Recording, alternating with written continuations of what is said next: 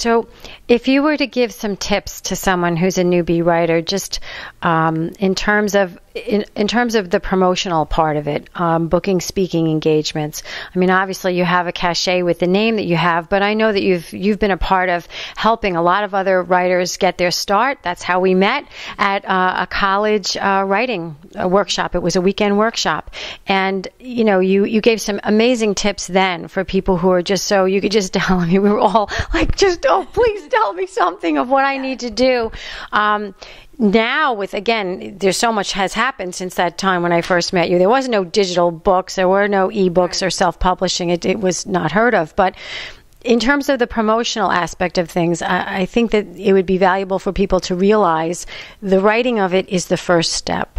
Yes. So if you could give them any hints about how to get an agent, or what's the best way to approach getting a speaking engagement and leveraging that author status that someone has, that would be fabulous.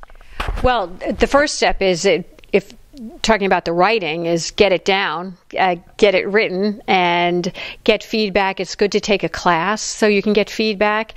And then if you do get published, is that what you're saying? What to happen once it's published? Hopefully your publishing house is helping you with promotions, but then go to whatever book fairs you can, join reading groups online. Again, I think that there are ways to research that on the internet.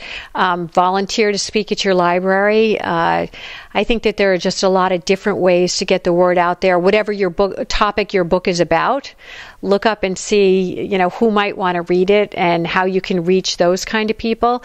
I think there are just a lot of ways of doing that, and volunteer to speak at schools if your book is appropriate for kids. They always love it when authors come to speak to schools, and I'm being asked to do that a lot. So there are different ways you can get the word out there, at least locally where you live, and then again look online and join the groups or see who might want to read your book.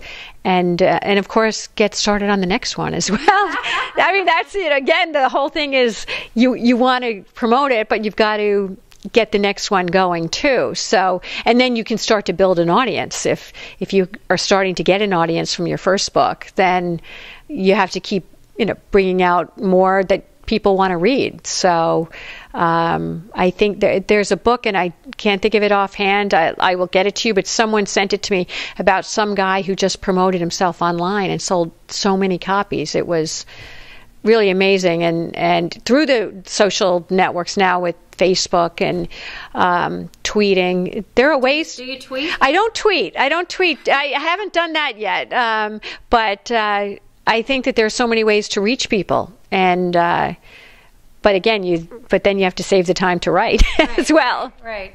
Well, I mean, it obviously is a full-time job. Yes. And it's something that you can't just rest on your laurels. You say, oh, I wanted to publish this book, okay, but then the marketing and getting the word out and building the audience, like you said, is the next critical step, as well as getting into the next one. And you hope that if you are self-published, that although I know there's some people that debate this, that I don't need the publisher. I think that there's still a lot of positive stigma attached to being with a large house. Don't you think? Oh, definitely. And just to have the editing, the support staff, and they plan your book tours, and your agent or the house sells your foreign rights. I mean, it's very hard to self-publish. You can do it in your language, and then if you want to reach a worldwide audience, I mean, that's hard to do. You have to have your book translated.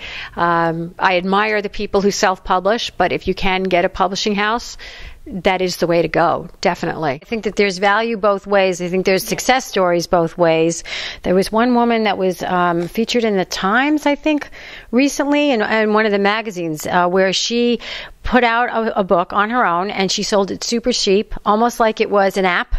And it was, of course, she looked up and said, okay, where's the biggest audiences for, the young adult tween market? Yes. Paranormal, they're all into that. And she wrote something like that, and she put it out for $2.99 or something, and she made $1 million selling an e-product.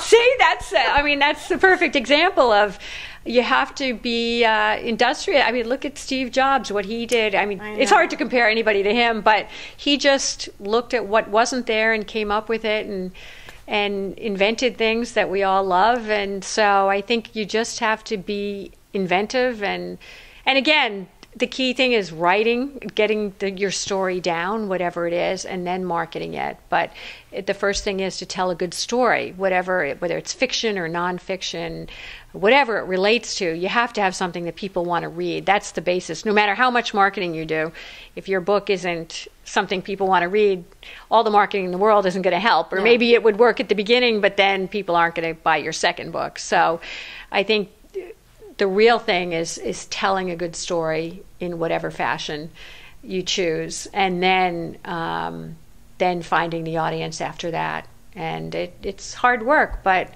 you'll love it if it works out. So it's your craft, it's learning the craft, yes. And knowing that there's going to be some time between getting started and getting published, whether you self-publish or whether you are lucky enough to find a publisher.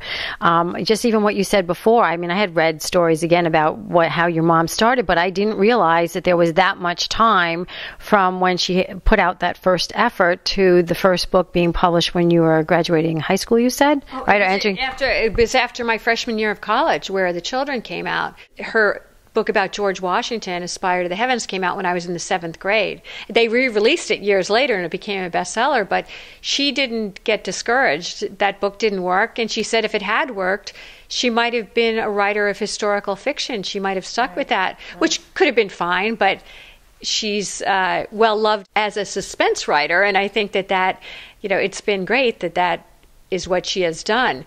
But she said, okay, let me try something else. That didn't work. And she said, what do I like to read? It was suspense. So she wrote Where Are the Children, and then went off from there.